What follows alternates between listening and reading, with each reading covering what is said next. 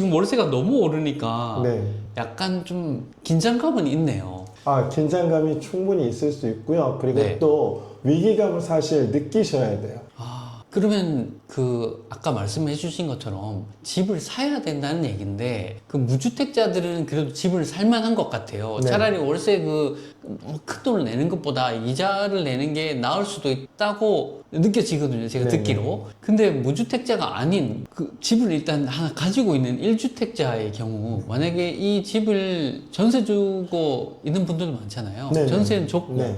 본인은 이제 월세에 살고 있으면서 그 돈으로 이제 투자하신 분들도 있단 말이죠. 네네. 이 사람들이 이제 그 스탠스를 어떻게 하는 게 좋을까요? 만약에 가지고 계신 주택이 상급지다라고 하면 그대로 보유하시는 게 맞습니다. 그런데 내가 가지고 있는 주택이 저 지방에 가지고 있는 주택이다 그러면 지방주택을 처분하시고 그리고 서울에 이 규제 지역에 그래도 3분의 2 이상의 지역에 있는 아파트를 매수하시는 것을 생각해 보셔야 됩니다. 갈아타기군요. 네, 그렇습니다. 갈아타기를 하셔야 된다는 얘기입니다. 자, 그러면 요즘요, 그 집을 산다면 네. 경매로 사면 되게 싸게 살 수 있잖아요. 네. 그래서 거기에 대한 관심이 되게 높아진 걸로 알고 있는데 이 경매로 사는 것도 결국 규제에 묶여 있는 거 아닌가요, 선생님? 아닙니다. 서울의 25개 자치구와 그 다음에 경기도 12개 지역의 규제는 아파트만 해당이 됩니다. 연립 다세대는 그냥 가서 사셔도 돼요. 단 그 지역이 재개발 사업지라고 하면 토지거래 허가를 받으셔야 되고 실거주 의무도 있습니다. 그런데 경매는 아파트를 사든 연립 다세대를 사든 토지거래 허가를 받지 않아도 되고요. 실거주하지 않아도 됩니다. 그리고 또한 그 물건을 제가 소유권 이전하고 전세를 놓으셔도 상관없습니다. 즉 갭 투자가 가능하다는 얘기입니다. 아니, 이건 너무 신세계로 들리는데요. 그 경매로 취득을 했을 때는 뭐 실거주 의무나 이런 것들에서 자유롭고 갭 투자도 가능하다. 네, 그렇습니다. 단 여기서 주의하실 점은 그 규제 지역에 제가 낙찰을 받고 그리고 소유권 이전을 할 때 만약에 대출을 받는다고 하면 대출을 받을 때는 6개월 내 실거주 의무가 발생합니다. 그러니까 내 자본 100%로 규제 지역에 들어와서 내가 경매로 낙찰 받으면 실거주 의무 자체가 아예 없다는 얘기입니다. 와, 감사합니다. 굉장히 저도 옛날에 부동산 공부를 좀 했는데 상당히 많이 변화하고 있어서 그리고 앞으로도 이제 빠르게 변화할 것 같아요. 네. 그럼 이제 저희 교수님이 이제 저희 웰스 브리핑을 통해서 자주 알려주실 건가요? 네, 자주 알려드리도록 하고요. 제가 신문 기사나 정부의 정책이나 이런 것들이 발표가 되면 어떤 의미를 갖는지 자세하게 브리핑을 해드리도록 하겠습니다. 네. 그럼 교수님 그 대출이라는 단어가 방금 나왔습니다. 네. 대출이 정말 그 부동산에 꽂히지 않습니까? 네. 대출이 있어야 뭐 요즘 뭐 전세도 대출 받고 들어가고 집을 사는 것도 대출 받고 뭐 경매를 하면 경락 자금 대출을 해야 되는데 이 대출이 지금 잘 안 되고 있지 않습니까? 네. 그래서 이게 어디까지가 지금 대출이 안 되고 어떻게 풀면 해나갈 수 있는 방법도 있는지 대출에 대해서 조금 가르쳐 주십시오. 서울과 경기도 12개 지역은 규제 지역입니다. 그래서 무주택 같은 경우도 LTV 40%밖에 적용이 안 됩니다. 그러면 그 외 지역에 가셔서 낙찰을 받으시고 대출을 받으셔야 됩니다. 그러면 비규제 지역이라고 하는 수도권 지역 수원시, 권성구나 안양시, 만안구, 군포시, 안산시 이런 지역들 같은 경우는 개인으로 낙찰을 받고 개인으로 대출이 60에서 70% 가능합니다. 그리고 또한 서울 수도권 이외 지역에서는 대출에 대한 제한이 거의 없습니다. 그래서 보통 감정가의 60%나 낙찰가의 80% 중에 낮은 금액, 적은 금액으로 대출이 나간다고 생각을 하시면 되고요. 입찰 전에는 반드시 대출 상담사 분들과 대출 실행 가능 금액이 얼마까지 나올 수 있는지 반드시 확인하시고 입찰 참여를 하셔야 입찰 보증금을 날리는 일이 없습니다. 감사합니다. 그러면은 그 대출이 어려운 곳은 서울에 한정된 얘기다라고 이해하면 될까요? 네, 서울하고 12개 경기도 지역만 아, 그렇다라고 네네. 생각하시면 되고요. 네. 그리고 비규제 지역, 수도권 중에서도 비규제 지역들이 있습니다. 그런 지역들 같은 경우는 아무래도 규제 지역보다는 대출이 좀 더 자유롭게 나올 수 있다. 아, 네. 그렇게 볼 수 있군요. 그러면 아까 서울은 LTV 40%라고 말씀해 주셨는데, 요게 이제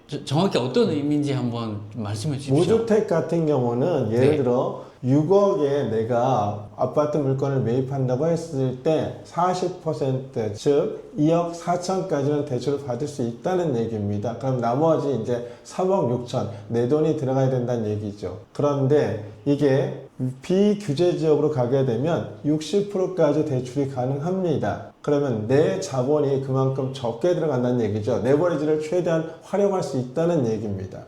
네, 교수님. 그러면요. 만약에 우리 구독자 중에 제 조카가 있다고 생각하고, 이 사회 초년생들이 시드머니가 적지 않습니까? 네. 이 시드머니가 없을 때 아파트를 사기에는 부담이 되고, 그렇다면 뭔가를 사긴 사야 될 것 같거든요. 제가 봐도. 그러면은 어떤 대체제가 있을까요? 사회 초년생 같은 경우도 청약으로 해서 아파트를 당첨받을 수 있다면 너무 좋죠. 그런데 사실상 이건 거의 불가능에 가깝습니다. 입지가 좋은 지역은 최저 청약 가점이 64점이고 최고가 84점이에요. 실제 1급지, 상급지라고 얘기하는 지역들은 청약 최저 가점이 한 67점 정도 됩니다. 그러니까 사회 초년생이 급지가 좋은 지역에 당첨될 가능성은 없다는 얘기입니다. 그러면 네네. 사회 초년생이 서울에 34평짜리 아파트 입성하고 싶다라고 했을 때는 가장 좋은 방법은 재개발 사업지에 입주권을 받을 수 있는 물건, 그런 물건을 사셔야 되는 겁니다. 그게 대표적으로 다세대 주택입니다. 우리가 흔히 얘기하는 빌라를 얘기하는 겁니다. 아, 다세대 주택, 빌라를 말씀 주셨는데요. 네네. 그러니까 이제 재개발의 가능성이 있는 빌라를 말씀해 주신 것 네네. 같습니다.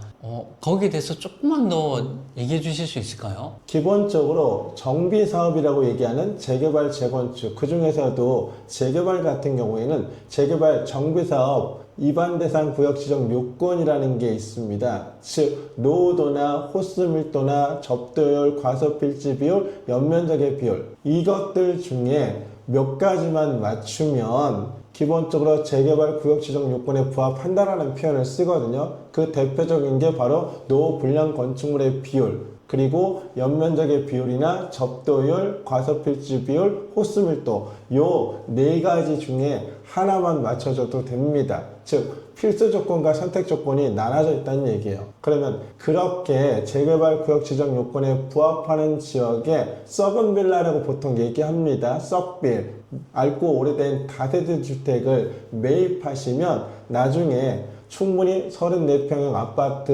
입주권을 받을 수가 있습니다. 그러면 초기에 투자되는 금액이 적잖아요. 금액이 적은 만큼 저는 시간을 태우는 겁니다. 와, 지금 제가 듣는데 약간 좀 압도를 당했습니다.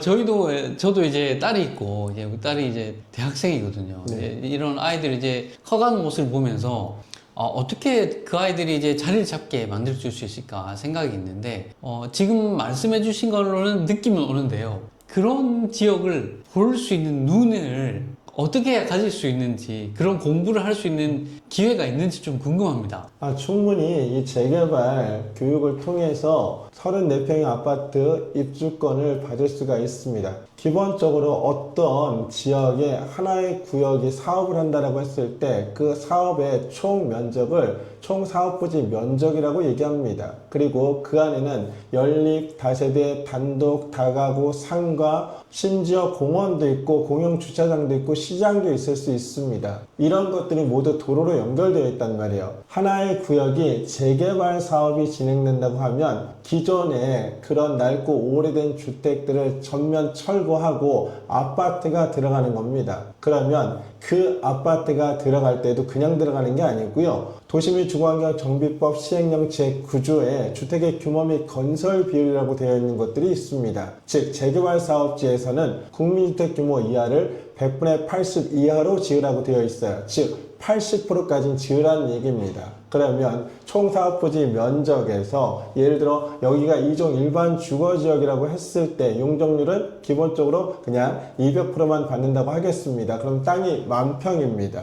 그러면 용적률은 2만 평이 되는 거죠. 이 2만 평이 즉 재개발이 됐을 때 아파트의 총 사용 면적이라고 생각을 하시면 됩니다. 그러면 그 구역 내에 예를 들어 27층짜리, 25층짜리, 21층짜리가 들어갈 겁니다. 그것들의 바닥 면적의 합이 바로 연면적이 되는 거예요. 그러면 연면적이 아까 2만 평이라고 얘기를 드렸습니다. 여기에 20평대, 30평대, 40평대 아파트가 들어갈 겁니다. 그러면 20평대 세대 수가 몇 세대가 들어가는지 모르겠고 30평도 몇 세대 들어가는지 모르고 40평대도 몇 세대 들어가는지 모릅니다. 이걸 XYZ로 표시를 한다라고 하면 20평대 X세대 플러스 30평대 Y세대 플러스 40평대 Z세대가 즉 2만 평이란 얘기입니다. 그러면 XYZ 값을 구해야 되는데 이렇게 하면 산식이 너무 지저분해집니다. 그래서 우리가 흔히 중소형 평형과 중대형 평형으로 나누잖아요. 그래서 30평대, 40평대 이렇게 세분화 시킨다고 하면 30평대 X세대와 40평대 Y세대 이것들의 바닥 면적의 합이 2만 평입니다. 그러면 X 대 Y 값만 구하면 됩니다. 제가 조금 전에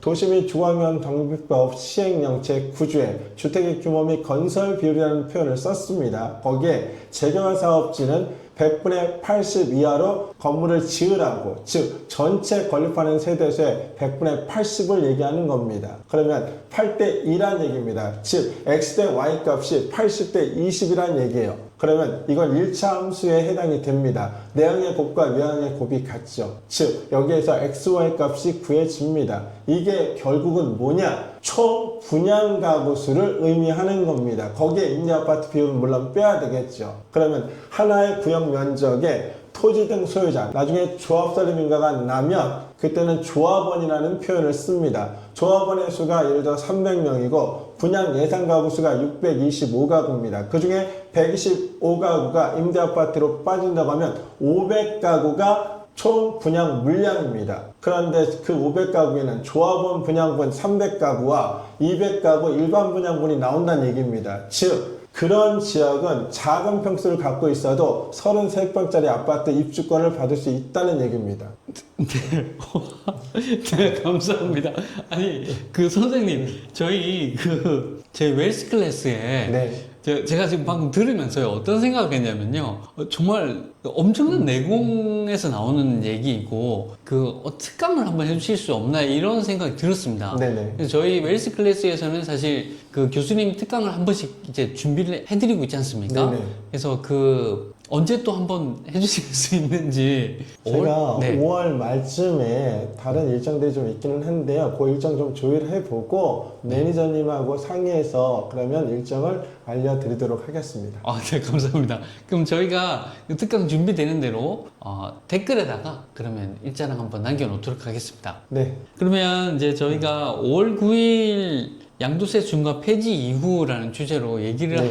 하고 있는데 마지막으로 그러면요 5월 9일 양도세 중과 폐지 이후 우리가 어떻게 하면 좋겠는지 구독자들에게 어떻게 하면 좋겠는지 한 말씀만 부탁드립니다. 지금 이미 다 주택자이신 분들은 증여 쪽을 좀 생각해 보시거나 아니면 그냥 보유를 하고 계시는 것이 더 낫다라고 판단을 하고 있습니다. 그리고 1주택자 같은 경우 예를 들어 조금 전에 말씀드린 것처럼 저 비규제 지역에 즉 이제 중하급지 이하를 얘기하는 겁니다. 그런 지역의 물건을 가지고 계신다고 하면 상급지 쪽으로 올 수 있는 방법을 좀 찾으셔야 되고요. 그리고 무주택이다 그러면 자본이 적다라고 하더라도 재개발 사업지에 34평짜리 서울의 아파트 입성할 수 있는 물건들 이런 것들을 좀 찾아보시는 것을 추천드립니다.